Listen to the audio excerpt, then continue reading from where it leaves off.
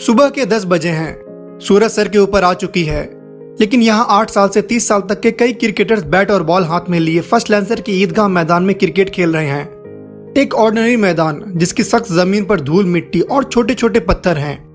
कई सालों तक उन दर्जनों क्रिकेटर्स के बीच एक लड़का पूरी जान से टेनिस बॉल हाथ में लिए बॉल डालता था और बैट्समैन की किल्ली उखाड़ा करता था। घंटों खेलने के बाद भी कहता था, और खेलो भाई। लेकिन उन बैट्समैन और बाकी क्रिकेटरों को यह नहीं पता होगा कि ये लड़का एक दिन इंडियन क्रिकेट टीम की जर्सी पहनेगा।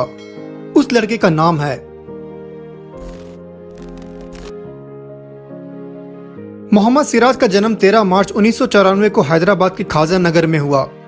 पिता मोहम्मद गौस एक ऑटो रिक्शा ड्राइवर थे और मां शबनम बेगम घर घर काम करती थी। सिराज की फैमिली खाजा नगर के फर्स्ट लैंसर एरिया के एक छोटे से किराए के मकान में रहती थी। इंडिया में हर बच्चे की तरह सिराज भी बचपन में खूब क्रिकेट खेलते थे। बेहद गरीब परिवार से होने की वजह से घर में पढ़ाई लिखाई पे ज्यादा फोकस दी जाती थी। पिता नहीं चाहते थे कि कोई बेटा उनके जैसा रिक्शा ड्राइवर बने। उन्होंने अपने पहले बेटे को पानी में डूबने की वजह से खो दिया था। अपने बेटे इस्माइल, जो कि सिराज के बड़े भाई हैं, उनको पढ़ा लिखा के सॉफ्टवेयर इंजीनियर बनाया। लेकिन सिराज का पढ़ाई में कभी मन ही नहीं लगता था। वो अपने गली मोहल्ले में क्रिकेट खेलते रहते थे। शुरुआती सालों में सिराज को बैटिंग पसंद थी। वो टेनिस बॉल्स के सभी टूर्नामेंट्स खेलते थे। बाद में उन्हें बॉलिंग डालने में मजा आने लगा। बड़े भाई इस्माइल पढ़ाई में बहुत अच्छे थे। उनकी अम्मी चाहती थी कि सिराज भी पढ़ाई पे फोकस करे, लेकिन सिराज सिर्फ खेलते थे, जिसकी वजह से उन्हें अपनी अम्मी से कई बार मार भी पड़ी। लेकिन पिता ने सिराज को हमेशा सपोर्ट किया।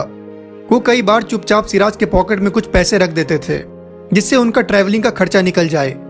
सिराज ने अपनी स्कूलिंग सफा जूनियर कॉलेज नवापल्ली हैदराबाद से की। 7th क्लास से सिराज बहुत सारे लोकल टूर्नामेंट्स खेलने लगे। स्कूल बंक करके सिराज और उनके दोस्त सैफी लोकल टूर्नामेंट्स खेलने जाते थे। सैफी, जो कि सिराज के उन दिनों के टेनिस बॉल क्रिकेट के कैप्टन थे, वो कहते हैं सिराज सोते उठते खाते पीते सिर्फ क्रिकेट क्रिकेट करता था। वो क्रिकेट के लिए कहीं भी जा सकता था। हम लोग शहर भर और अलग अलग डिस्ट्रिक्ट्स में क्रिकेट टूर्नामेंट जाके खेलते थे और हम लोगों ने तो काफी टेनिस बॉल टूर्नामेंट जीते। ये उनमें से कुछ ट्रॉफीज हैं।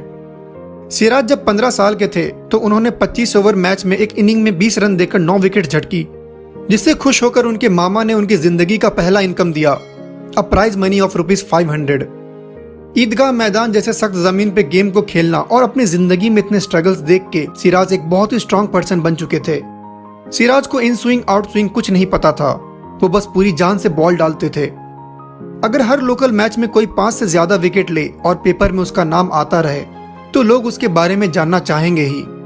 2014 में सिराज के दोस्त कलीम, जो सब्जी बेचते हैं, उन्होंने चार मीनार क्रिकेट क्लब के सेक्रेटरी मोहम्मद महबूब अहमद से सिराज की परफॉर्मेंस देखने को कहा। महबूब जी ने लोकल न्यूज में सिराज का नाम सुना था। उन्होंने कलीम से सिराज को क्लब लाने को कहा। महबूब जी सिराज की बॉलिंग देख के बहुत इंप्रेस हुए और सिराज से हैदराबाद क्रिकेट एसोसिएशन के 2-डे लीग में अपने क्लब की तरफ से खेलने को कहा। सिराज को तब तक पता भी नहीं था कि प्रोफेशनल क्रिकेट खेला कैसे जाता है। उन्होंने आज तक प्रोफेशनल क्रिकेट की ट्रेनिंग भी नहीं ली थी।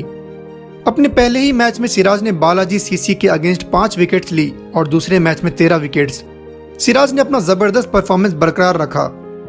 परफॉर्मेंस से इंप्रेस होकर महबूब जी ने एससीए के सेक्रेटरी के जॉन मनोज से सिराज के बॉलिंग के बारे में बात करी।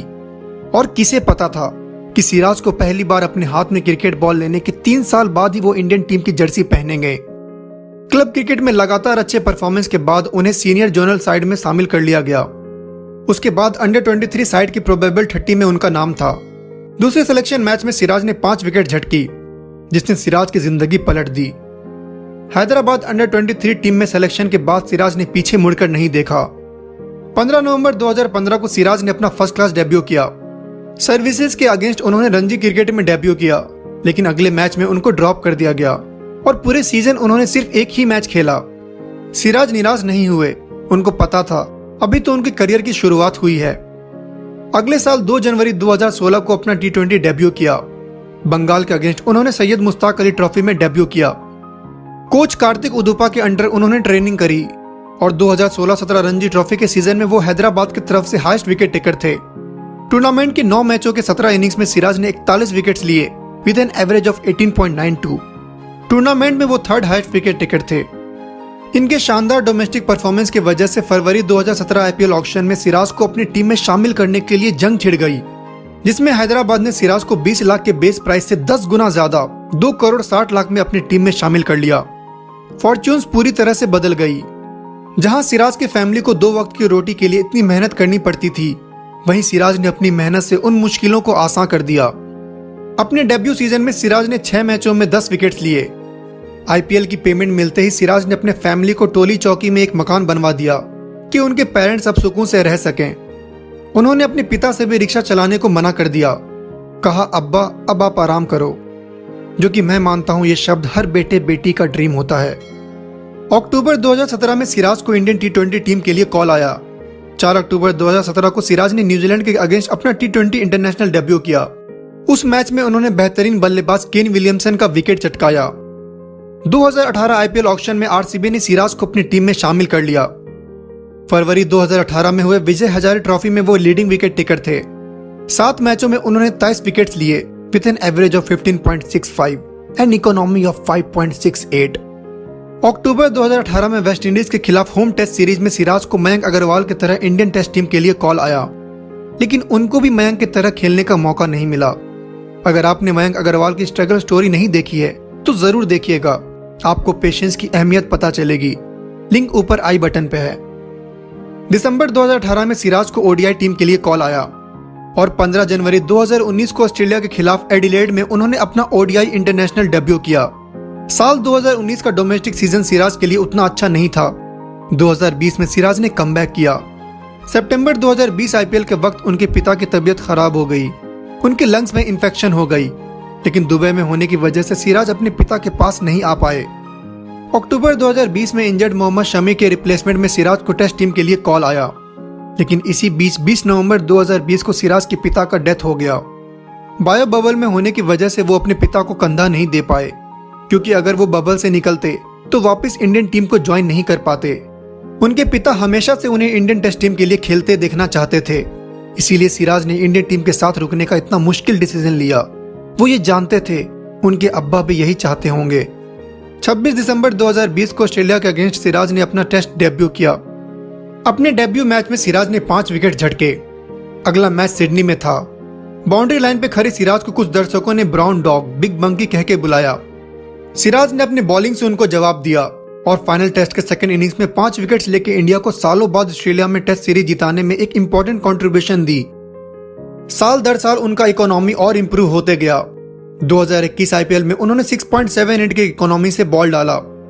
आईपीएल 2022 के लिए आरसीबी ने मोहम्मद सिराज को 7 करोड़ में रिटेन किया है।